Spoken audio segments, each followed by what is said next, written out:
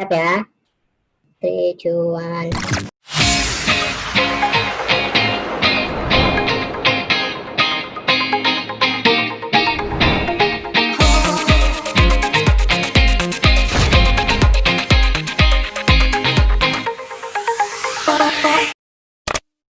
Kita itu kalau di gedung, kita itu seperti orang di lantai 5. Orang di lantai 5 cuma bisa melihat sesuatu batas.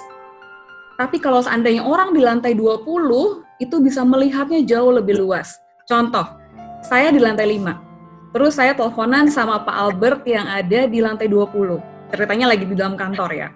Terus Pak Albert telepon ke saya, bilang kayak gini, Flo, pulang sekarang yuk, mumpung jalanan lagi nggak macet. Saya yang di lantai 5 dengan penglihatan terbatas, saya akan bilang gini, nanti aja deh Pak, saya mau di kantor dulu Pak. Soalnya jalanan macet banget di depan, nanti deh, mendingan saya nunggu di sini. Pak Albert bilang, kan Pak Albert bisa melihat jauh ke depan, karena kan lebih tinggi di lantai 20. Enggak, justru sekarang Flo, mumpung lagi nggak macet, itu cuma macet di depan gerbang kantor doang. Abis itu lurusannya tuh semuanya lancar, semua jalanannya. Tapi balik lagi, sama pulang, akhirnya singkat cerita Pak Albert pulang duluan, saya lagi di mobil, masih tunggu di mobil, dan nggak nyampe sampai udah 2 jam, 3 jam kemudian. Nah, dari perumpamaan ini, kita bisa belajar kayak gini loh.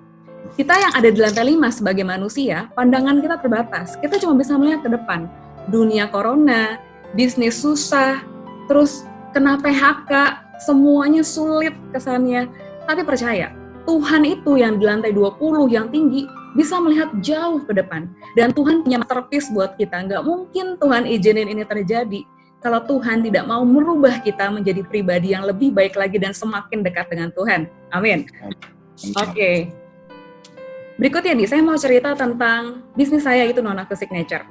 Di zaman sekarang, di zaman susah, tetapi yang Tuhan sangat hebat, janji Tuhan dari satu kemuliaan kepada kemuliaan lain itu Tuhan sangat genapi. Kami tidak ada PHK karyawan satupun, THR semua turun, dan yang hebatnya lagi, di tengah pandemik ini Tuhan bisa bikin kami buka lagi, lagi bersih. Terpuji Tuhan Yesus. Kalau nggak itu mungkin. Pertama-tamanya saat pandemik ini ada, usaha itu memang turun, itu kami alami. Betul, kami alami. Dan di saat kayak gitu, saya ngerasa kayak gini loh, inilah masa pengujian nilai seorang anak Tuhan, imannya, sebagai mental pengusaha diuji. Di saat kayak gitu, kita cuma bisa berdoa, dan akhirnya singkat cerita, saya keluar rumah, kan awalnya kan di rumah aja ya.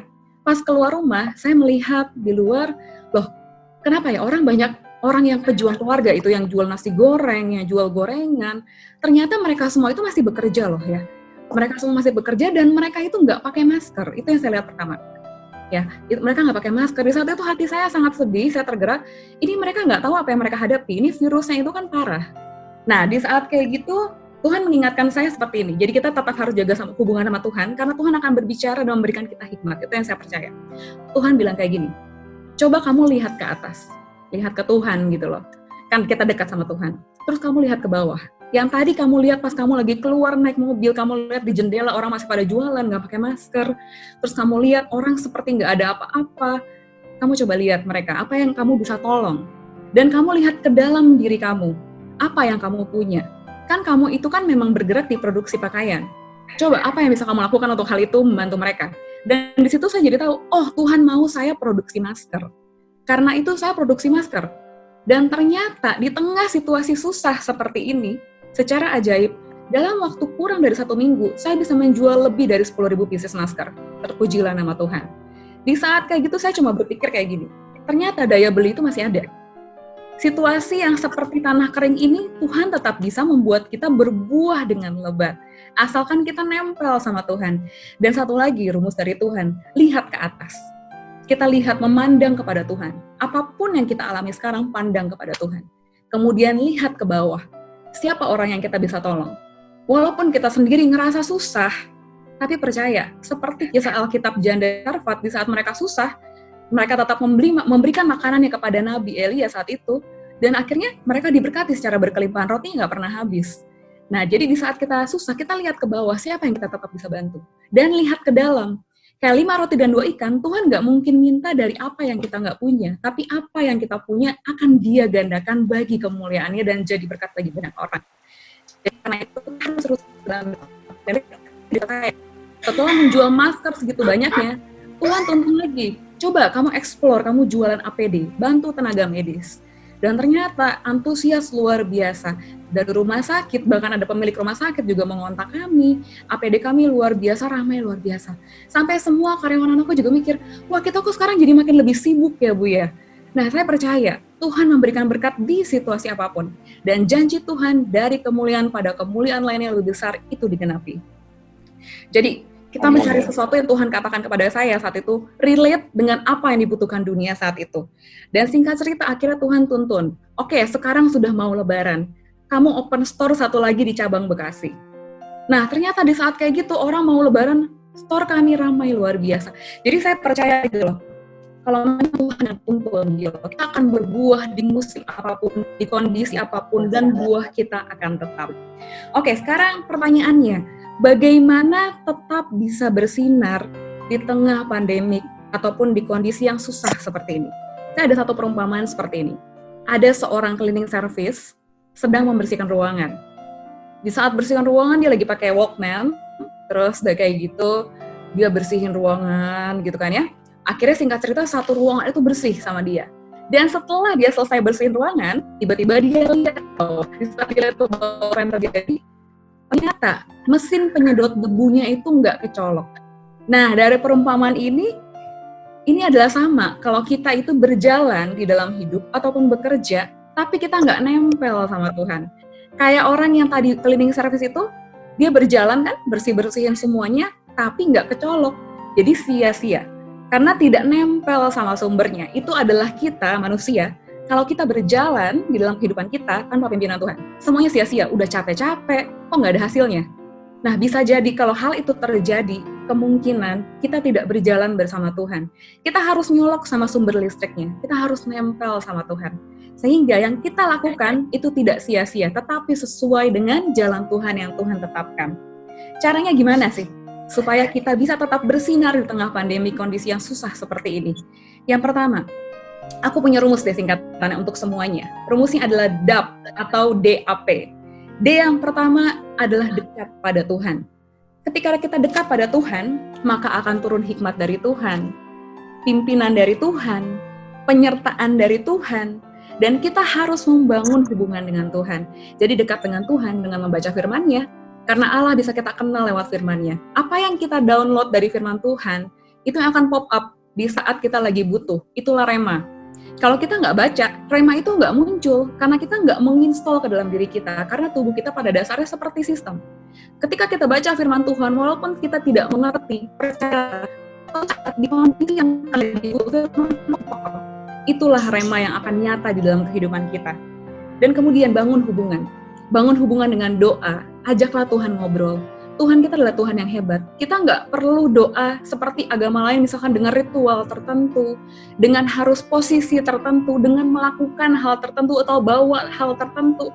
Tuhan itu dengan kita lagi ngobrol sama Tuhan, ataupun saya lagi bicara seperti ini, saya tetap bisa doa dengan Tuhan di dalam hati saya.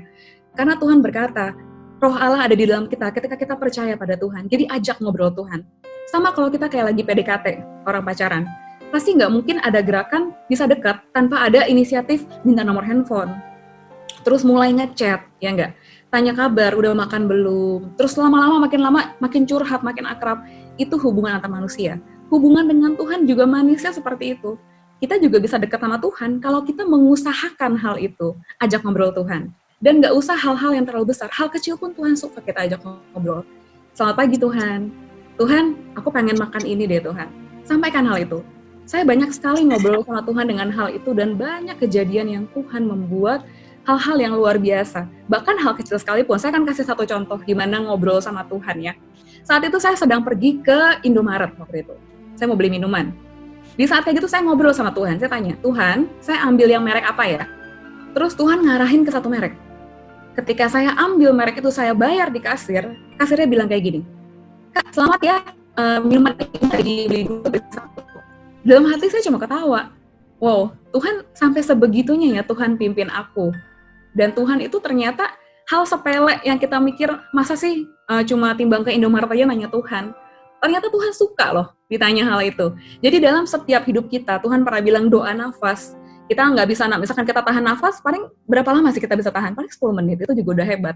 Karena itu seperti itulah, kita bisa nahan kapan kita berhenti berdoa. Terus sepanjang hidup kita ajak ngobrol Tuhan, Tuhan pemandangan hari ini indah ya, Tuhan makanan ini enak ya, Tuhan makasih Tuhan.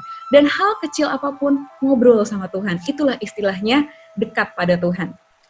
Dan kita baca sama-sama dari 2 Tawarikh 15 ayat 2b. Kita buka sama-sama. 2 Tawarikh 15 ayat 2b. Oke, akan saya bacakan. Kita baca sama-sama ya. Karena ketika kita membaca firman Tuhan tidak akan pernah kembali dengan sia-sia, itu janjinya Tuhan. Oke, Tuhan beserta dengan kamu, bila mana kamu beserta dengan Dia. Bila mana kamu mencarinya, Ia berkenan ditemui olehmu. Tetapi bila mana kamu meninggalkannya, kamu akan ditinggalkannya. Berarti di sini Tuhan berkata, kalau kita cari Tuhan nggak mungkin menutup dirinya untuk tidak dekat dengan kita. Karena itu, untuk mencari Tuhan itu bukan perkara bisa atau enggak, tapi mau atau enggak. Ambillah keputusan untuk dekat padanya. Dan yang kedua, rumus aku kan DAP. A yang kedua adalah andalkan Tuhan. Untuk kita tetap bisa bersinar di situasi masalah seperti ini. Andalkan Tuhan, kita buka sama-sama dari Yeremia 17 ayat 7-8. Yeremia 17 ayat 7-8.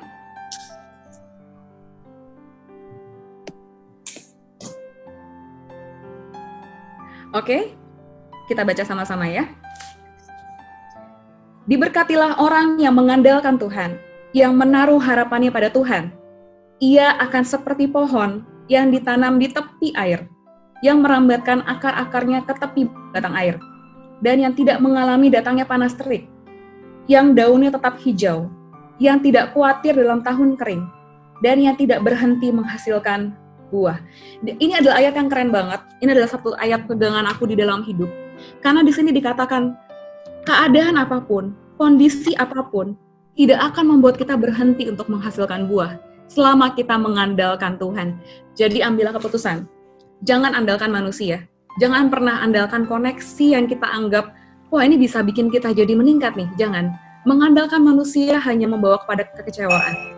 Tetapi ketika kita mengandalkan Tuhan segala Tuhan, Raja segala Raja, maka Tuhan tidak mungkin tidak turun tangan untuk membantu kita. Sama seperti yang saya alami di dalam hidup saya. Banyak sekali hal-hal yang saya ngerasa, kok bisa ya Tuhan ya? Kok bisa ya? Saya percaya itu hanya karena Tuhan aja. Karena memang waktu dari awal, saya kan sempat, sebelum saya fokus kepada usaha ini, awalnya kan baru sebuah online shop. Saya adalah di Ernst & Young waktu itu. Di Ernst & Young kan meeting dengan klien-klien yang besar-besar, yang hebat-hebat. Saat itu saya mikir, Tuhan, mungkinkah setelah saya resign dari Ernst & Young dan saat itu fokus pada online shop saya bisa ketemu orang-orang yang hebat juga ya. Tapi saya kan nggak punya koneksi apa-apa, saya nggak punya kenalan orang-orang hebat. Tapi ternyata di saat itu, Tuhan berkata, ternyata ketika kita mengandalkan Tuhan, saya bertemu orang-orang yang jauh lebih hebat lagi dibanding yang saya meeting saat itu di Ernst & Young. Dan saat itu juga, di saat mengandalkan Tuhan, kita kan awalnya mulainya dari handphone, dari BlackBerry, karena kita mulai tanpa modal. Kita mulai dari handphone, di handphone kan sering banget banyak kejadian, ini bener nggak ya? Bener nggak ya, soalnya tiba-tiba ada orang Singapura yang kontak, kan kita nggak punya kenalan orang Singapura saat itu.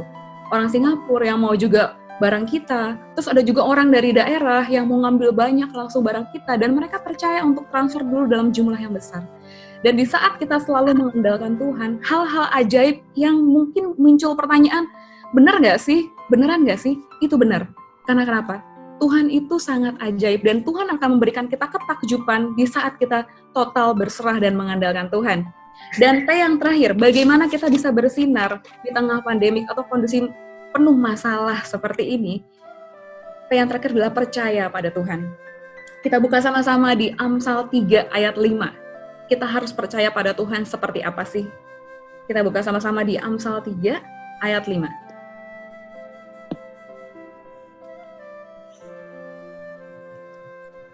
Oke?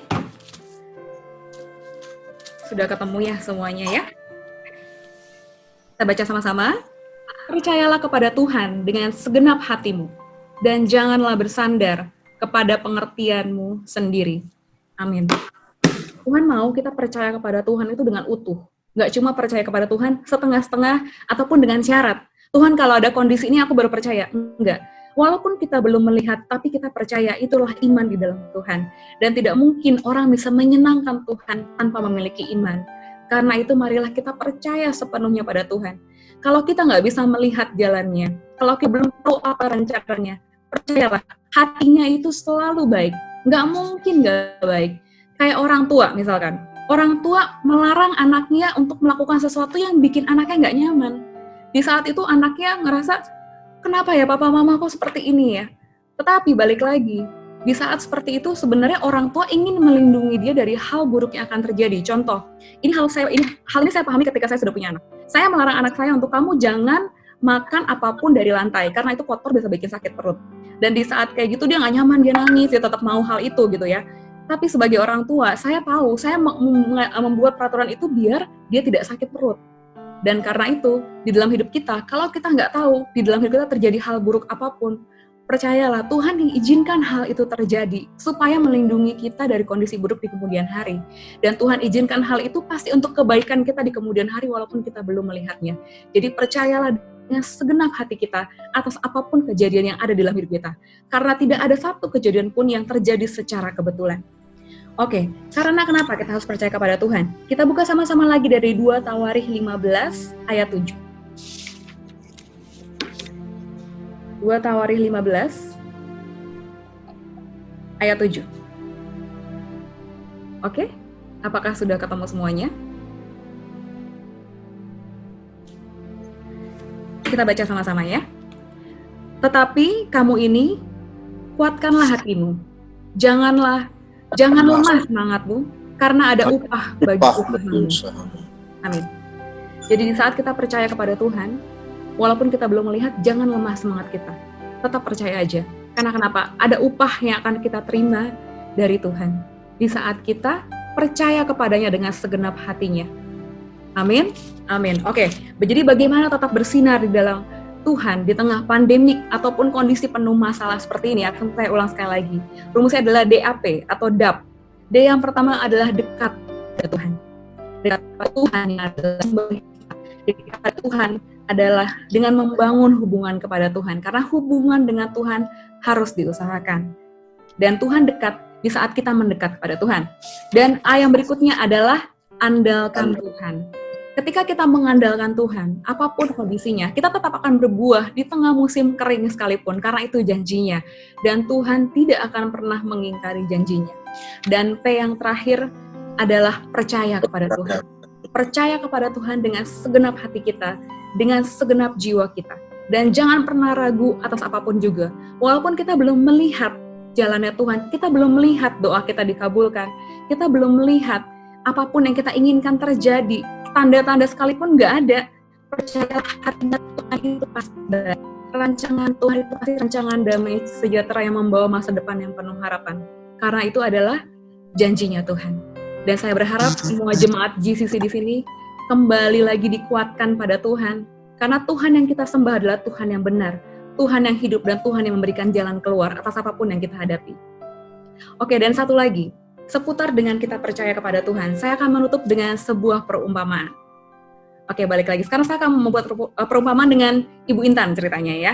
Jadi misalkan nih, saya dan Ibu Intan lagi kontekan. Terus Bu Intan janji ke saya, Flo, nanti saya mau bawain kamu makanan enak ya, dari Surabaya misalkan.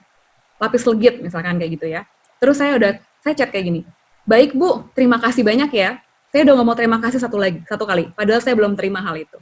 Itu janji manusia ya ceritanya ya.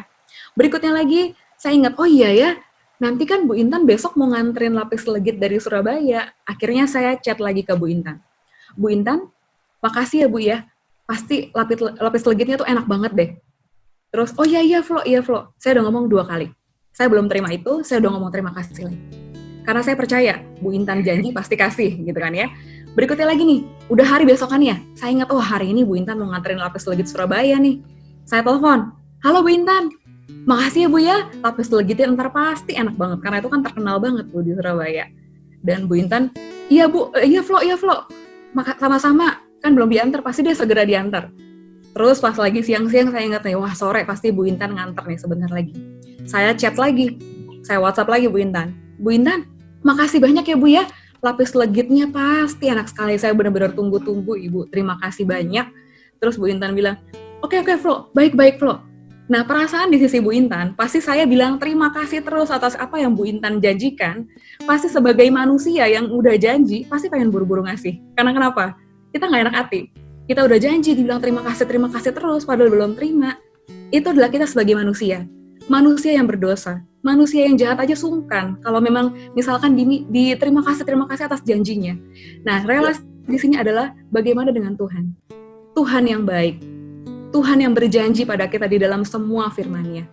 Pasti Tuhan ketika kita bersyukur atas apa yang kita belum terima, pasti Tuhan akan berikan pada kita. Amin. Jadi tetap semua semangat di dalam Tuhan.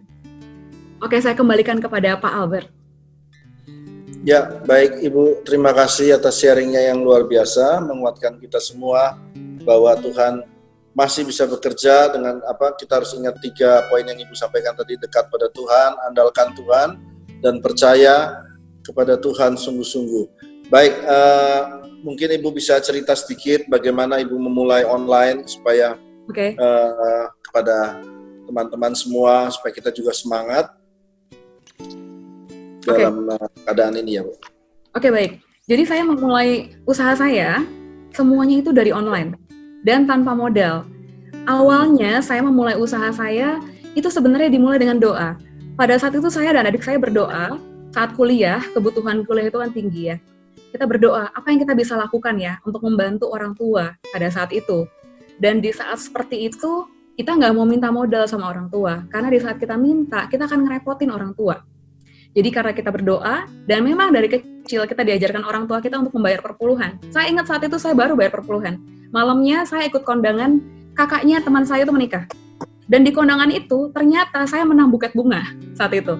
Dan hadiah buket bunganya adalah BlackBerry. Dan dari BlackBerry itu yang kami pergunakan untuk memulai usaha online shop saat itu. Dan kami memulainya, awalnya kita jual gambar. Kita sama sekali nggak nyetok barang. Tetapi ternyata dari jual gambar itu banyak orang yang percaya untuk transfer dulu baru kita kirim barang. Dan kepercayaan itu saya percaya datangnya dari Tuhan. Dan mulai dari situ berkembang terus. Saya sebelum lulus, saya sempat di-hire sama Ernest & Young. Tapi singkat cerita, akhirnya saya memutuskan fokus di sini karena dukungan orang tua juga luar biasa. Adik saya juga yang lulusan arsitek, kami berdua lulusan cum laude. Tapi fokus di online shop yang saat itu kantornya hanya di rumah, banyak sekali datang cibiran. Banyak sekali orang yang berkata-kata, kita seakan-akan membuang masa depan kita untuk online shop yang nggak jelas. Karena saat itu bisnis online belum terlalu hits seperti sekarang. Dan ternyata kita kesampingkan hal itu, kita terus maju di dalam Tuhan, kita fokus, kita tekun. Akhirnya dari online shop itu berubah menjadi satu store.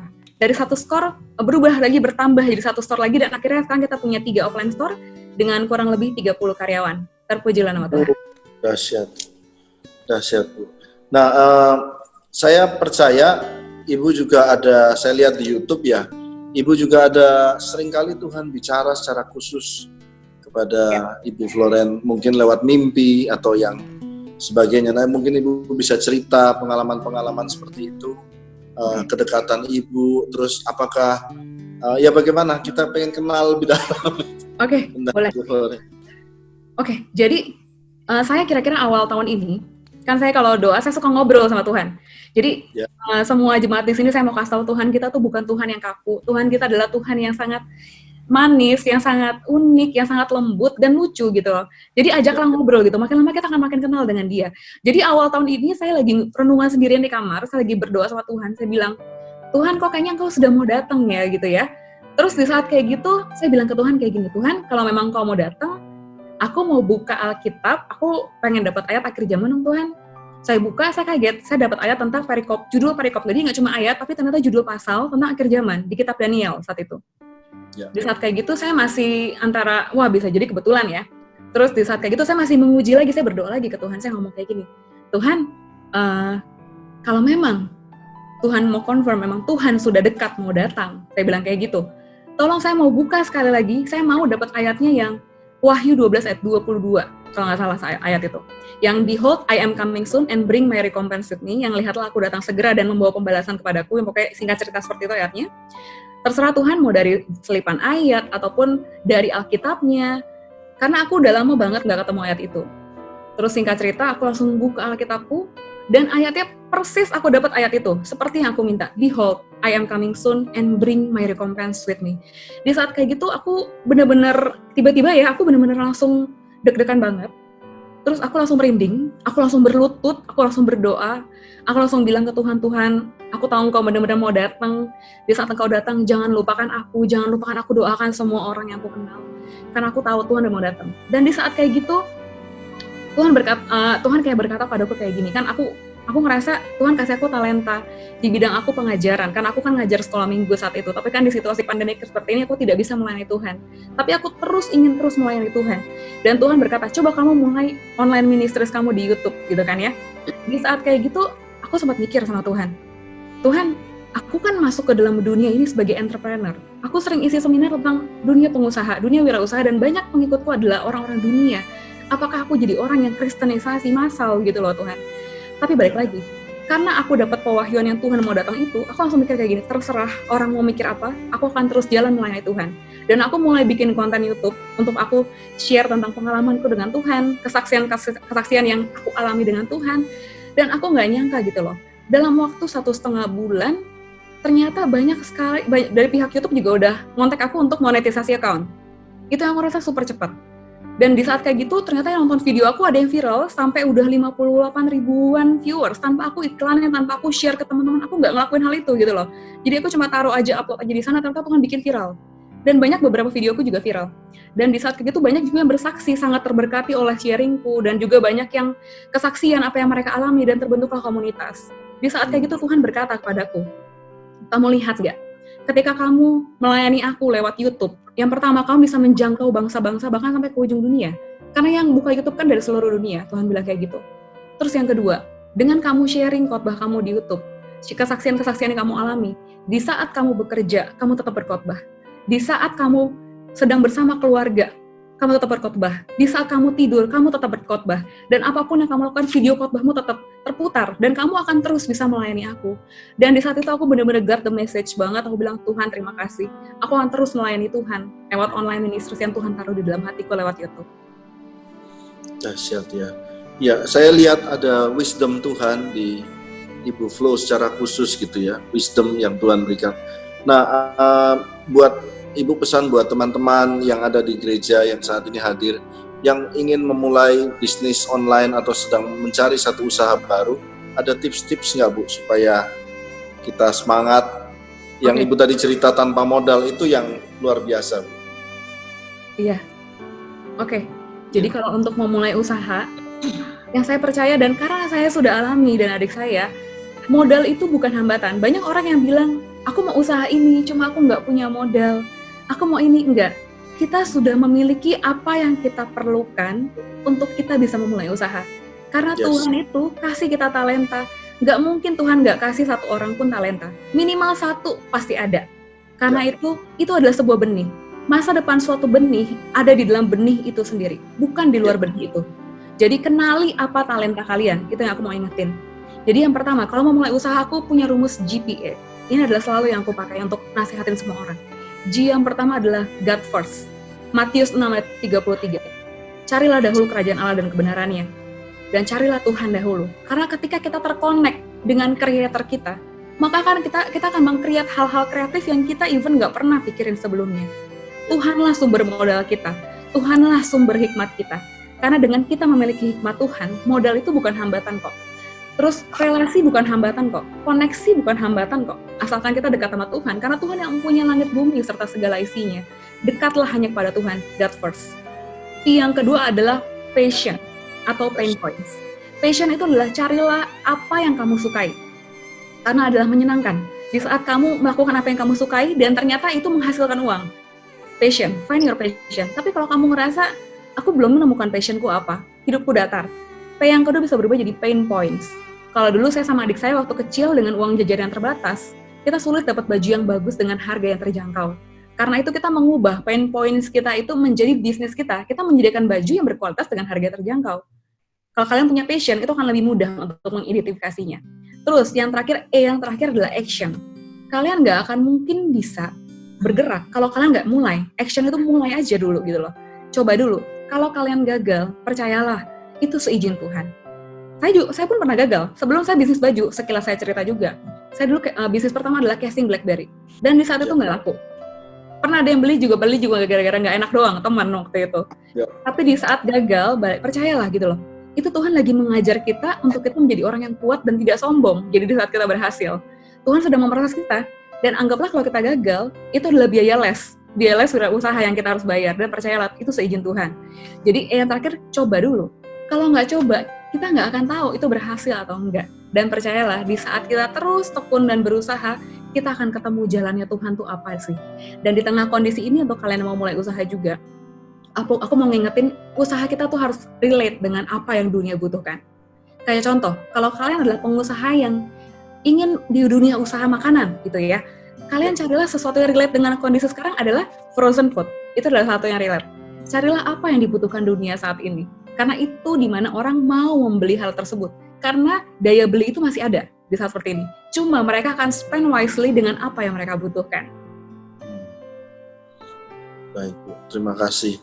Luar biasa. Saya rasa malam ini cukup. Ibu kalau berkenan nanti kami undang lagi kalau berkenan. Amin. Ya.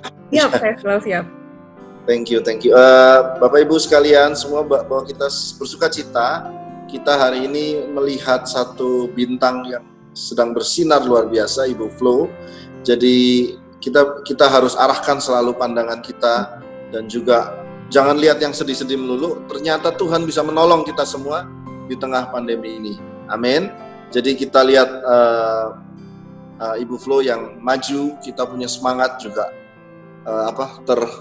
terinspirasi gitu. Ibu tadi ada yang tanya, Ibu sudah keluarin buku belum, Bu?